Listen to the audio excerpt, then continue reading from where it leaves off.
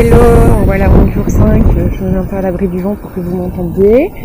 Mais du coup, hier, j'ai fini à la plage, donc tout simplement, donc voilà.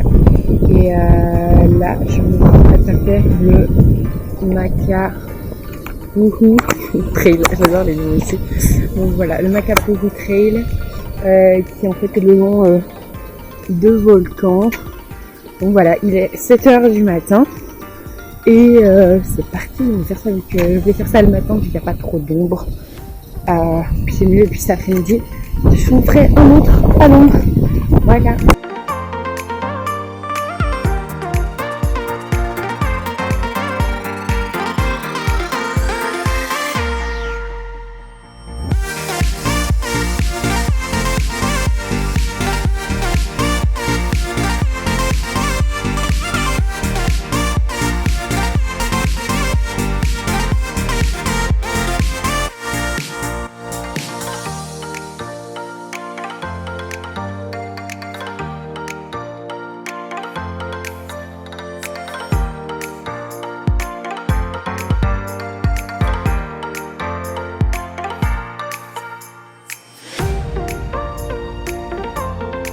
Coucou, bon ben voilà, après le petit trail de ce matin, je suis allée prendre mon petit déjeuner à l'auberge de jeunesse et puis ben voilà, maintenant je me retrouve à Pearl Harbor.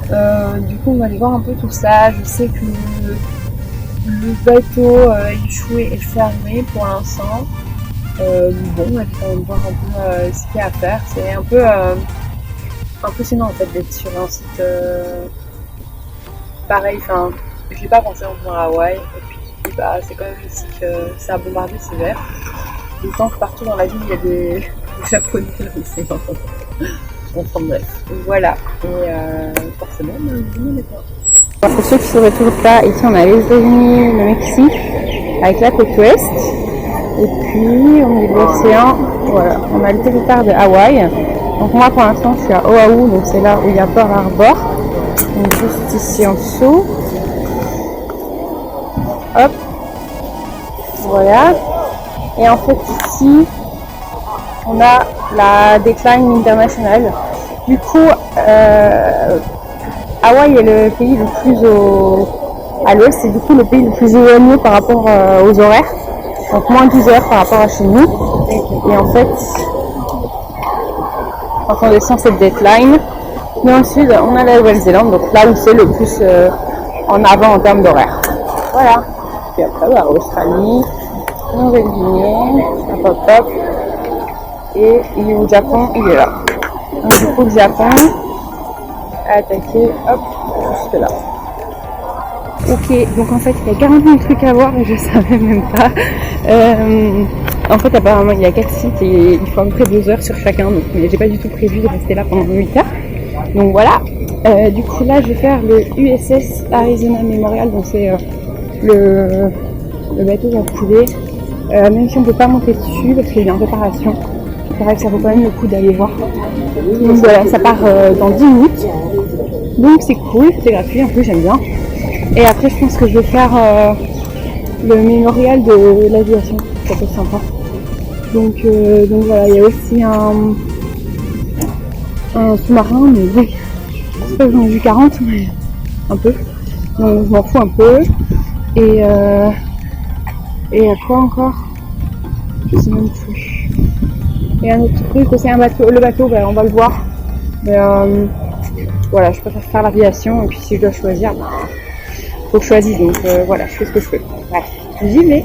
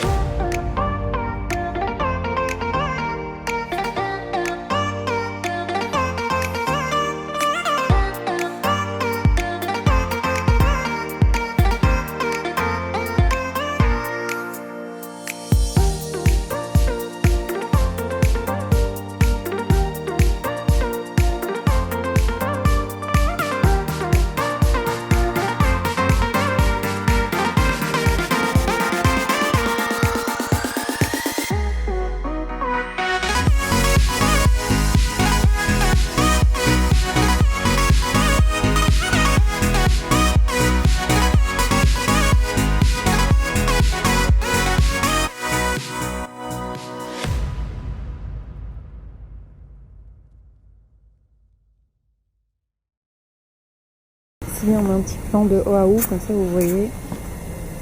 Alors du coup, Pearl Harbor c'est la baie ici. À peu près ici ça doit être Honolulu. Ici on a la Diamond Head, donc que j'ai grimpé.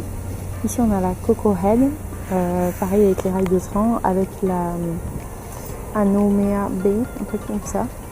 Donc voilà, ça donne un peu une idée de la forme de l'île. Donc voilà, et je suis allée un peu de ce côté-là, mais sans aller trop loin. Donc voilà. Ben voilà, je sors de la visite, donc j'en profite de faire un peu d'histoire. En tout cas, ce que je retenu. Voilà. Alors en fait, donc ça c'était le 7 décembre 1941. Forcément, ils ont été attaqués. Alors je vais rester en factuel parce que les Américains ont barré la manière de dramatiser les choses. Du coup, en fait, il y a 21 bateaux qui ont été attaqués. Les bateaux ici, en fait, ils portent tous le nom d'État. California, Tennessee, Pennsylvania, Utah, Nevada, etc.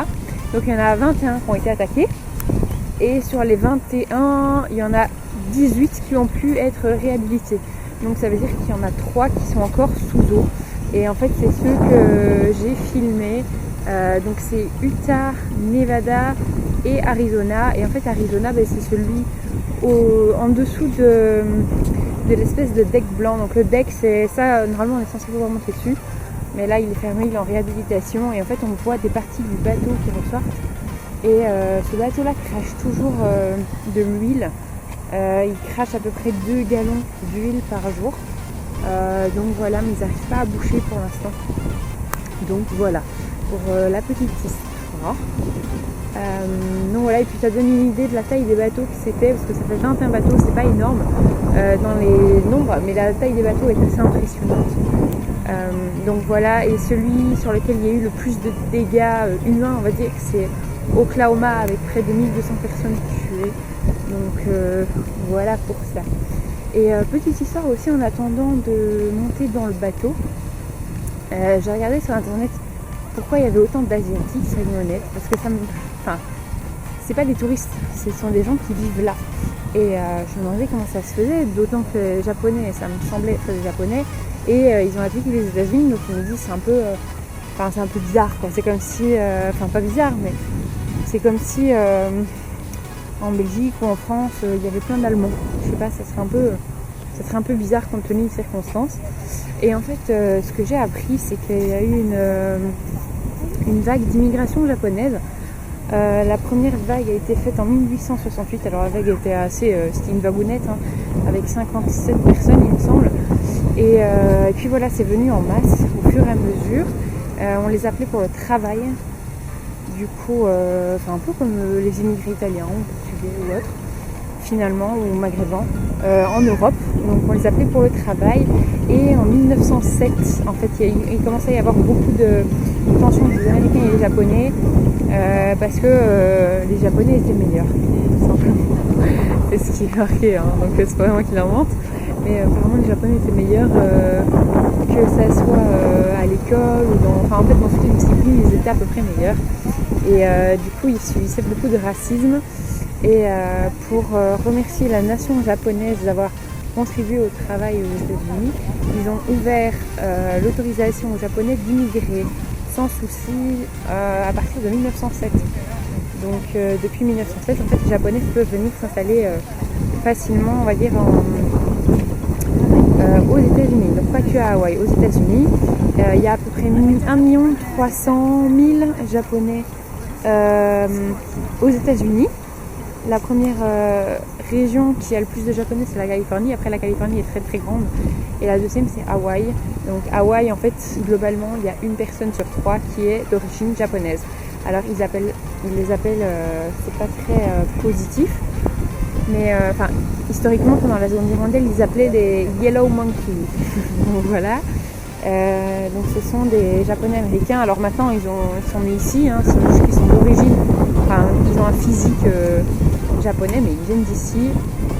Donc voilà, ça fait quand même une personne sur 3, c'est pas rien.